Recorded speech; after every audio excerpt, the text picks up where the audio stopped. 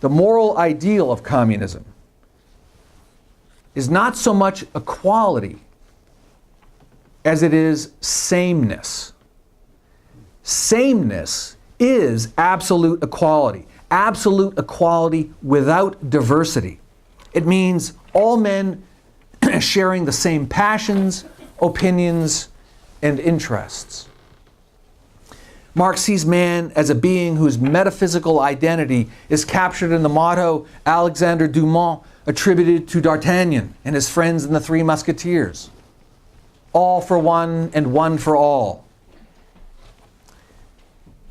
This ideal, the ideal itself, that is the communist revolution, which raises this question: how shall this radical sameness be created? In his essay on the Jewish question, published in 1844, Marx quotes approvingly from Jean-Jacques Rousseau's Social Contract, wherein Rousseau describes how to create the ideal society.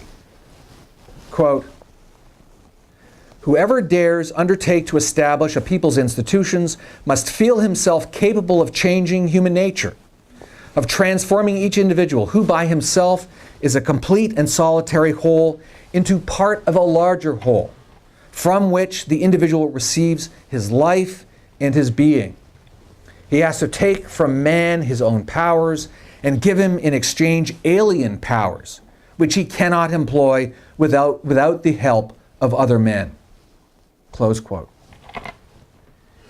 This passage, in my view, is critical to understanding Marxism and the history of the 20th century. Communist man cannot be created without eradicating the false consciousness that civilized man had developed over the course of several millennia. What this means, most of all, according to Marx, is that nothing less than man's ego, his self, the I, should be exterminated, and, as he said, quote, punished as a crime, close quote.